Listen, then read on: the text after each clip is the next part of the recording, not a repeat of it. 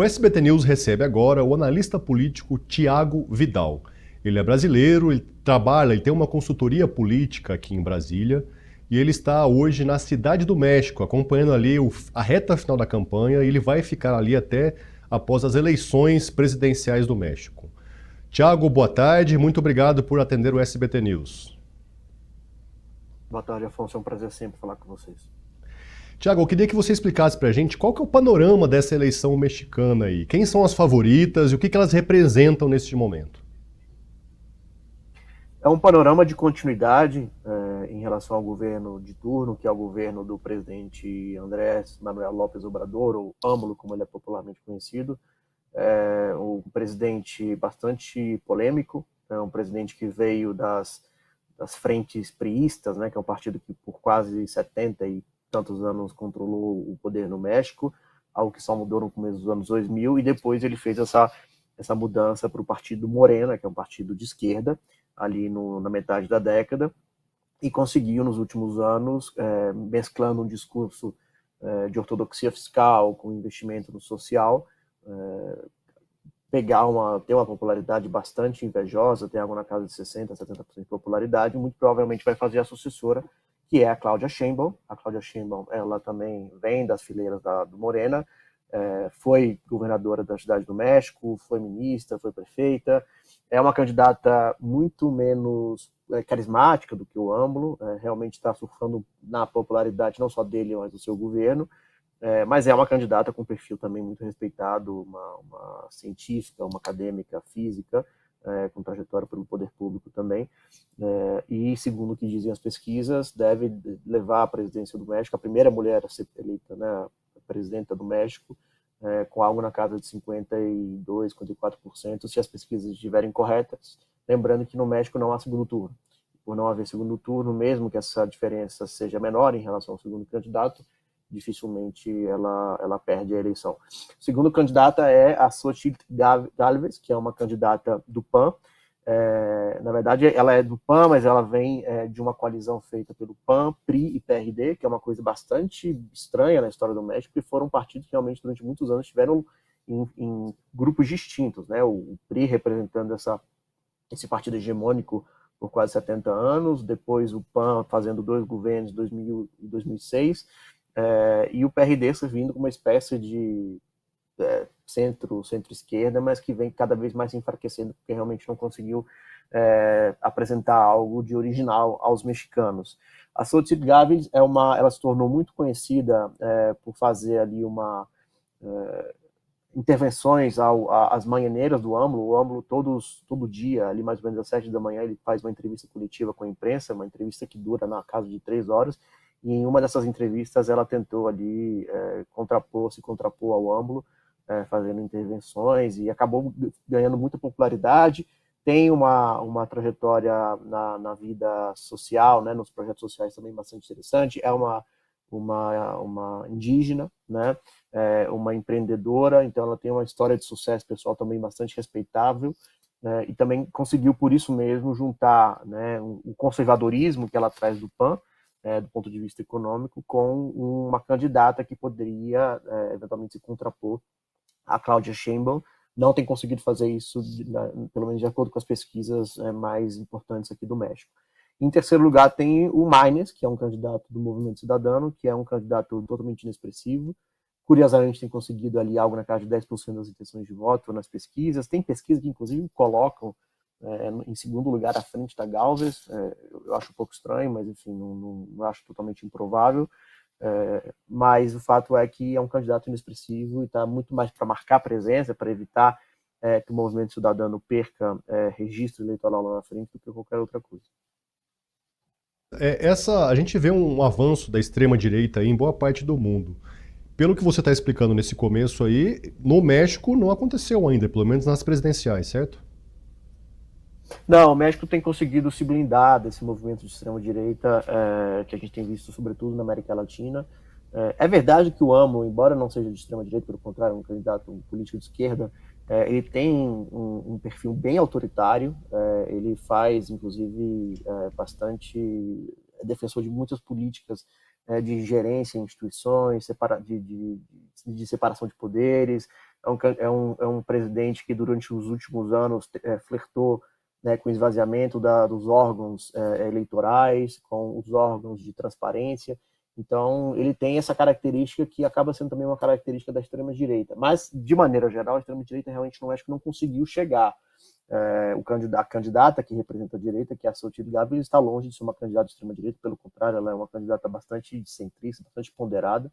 Então, realmente, no México, a direita extrema ainda não conseguiu se perpetuar. Agora, é importante também colocar em contexto, né, Afonso? O México, durante muitos anos, foi controlado pelo PRI, que é uma espécie, muito mal comparando, mas uma espécie de PMDB do México. Logo depois veio o partido de esquerda, de direita, perdão, né, o PAN, com o Vicente Fox em 2000 e o Caldeirão em 2006, e faltava um candidato de esquerda, de fato, um partido de esquerda, de fato, embora o PRI, por ser um partido de centro, acabasse tendo políticos tanto de direita quanto de esquerda. Mas faltava a história do México um governo de esquerda propriamente dito, que foi o que representou o Morena, né, com a eleição do AMLO em 2018.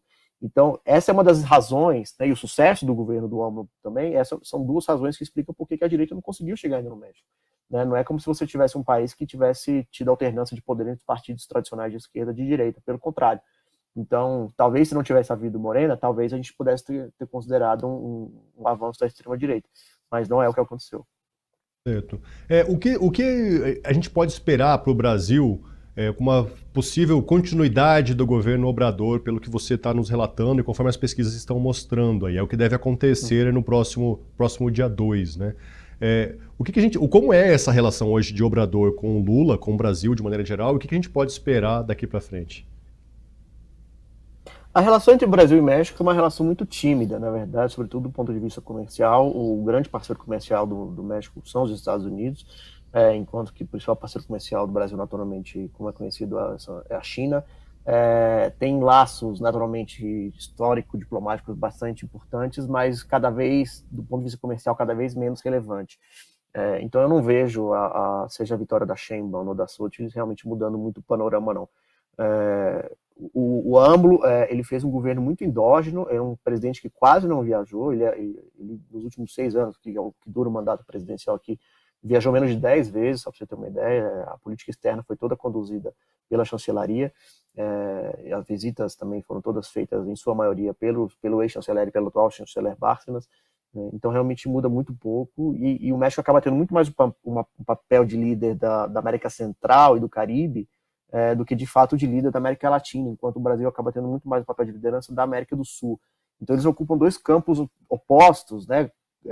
Campos que se somam naturalmente, se complementam, mas dois campos opostos e que tem cada vez mais se afastado. Existe um esforço muito grande do atual governo brasileiro de tentar se aproximar. Muito possivelmente o presidente Lula visitará o México antes ou depois ali da sua visita à ONU, na Assembleia Geral da ONU no final do ano. Era uma visita que estava prevista para o ano passado, acabou não acontecendo, possivelmente já na transição do atual governo, né?